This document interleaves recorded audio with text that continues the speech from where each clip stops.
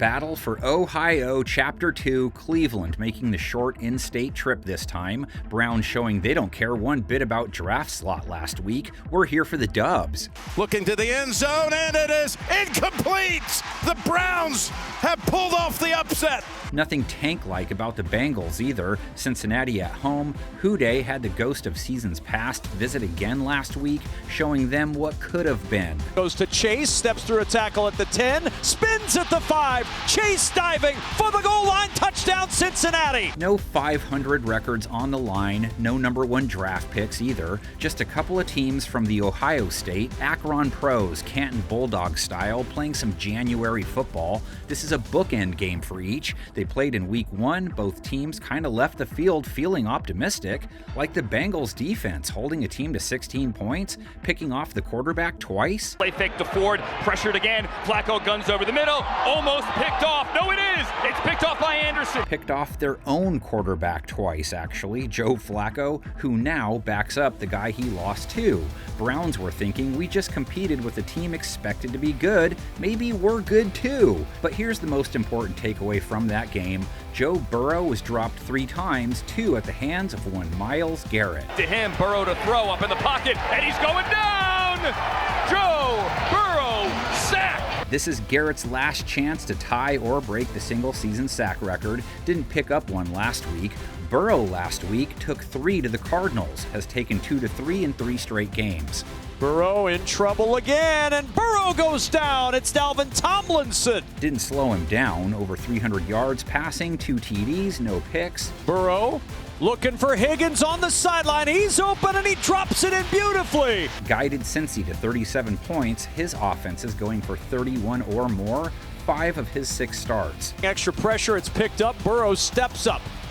Throwing on the run, open on the sideline. Now they go up against a Cleveland defense that held the Steelers to 6 points last week. No touchdowns, held Aaron Rodgers to 168 yards, just 4.3 yards per attempt. 3rd and 6, they go back that way, and the ball comes out of the hands. Did not have to worry about DK though. They will have Jamar Chase to worry about this week. He caught both of Joe Shiesty's Week 17 touchdowns, 60 yards that put him over 1,300 for the year.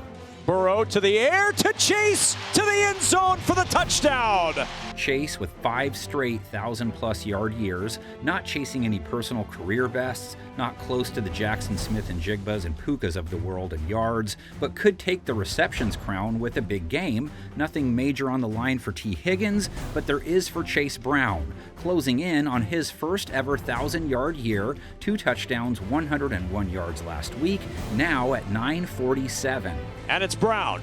And this time, Brown is in. His 2nd rushing touchdown. Needs 53 versus a Cleveland front that gave up 64 yards to Jalen Warren, 5.3 a pop last week. Browns offense, 13 points in their win, so clearly can't take much credit for the upset. Shedeur Sanders, 2 picks, 2 or 3 INTs in his last 3 straight, 75 rating last week, sub 76 rate, 3 straight games. Buying time. Heaving it, desperation throw. Not a good one. Not a good one at all. I hope 2026 treats these 2 teams better. There has to be a Luke Skywalker out there for Cleveland. There has to be a Walter Socek, defensive coordinator, out there for Cincinnati. Someone needs to draw that line which other offenses do not cross. Don't go anywhere, though. Make sure to weigh in on the playoff matchups in the comments section next week. 1970, first time Cleveland and Cincinnati met on the gridiron, was an all-time revenge match game. First time the legend Paul Brown would face his former team after being fired by Cleveland owner Art Modell. What a game. The next week, in one of the dramatic moments in sport, Paul Brown returned to Cleveland after 8 years. The game was the official beginning of intrastate warfare. Despite hard hitting by the Browns, Cincinnati took a 10-0 lead. Then Big Walter Johnson started Cleveland off by steamrolling Virgil Carter in the end zone for 2 points. 6 plays later, Bill Nelson, back in the lineup again, hit Kelly in the corner, and the Browns were within 1.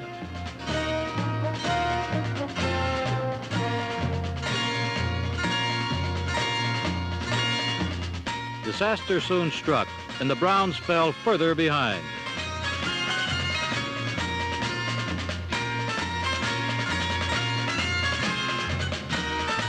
but the bandage brigade of the Browns would not give up.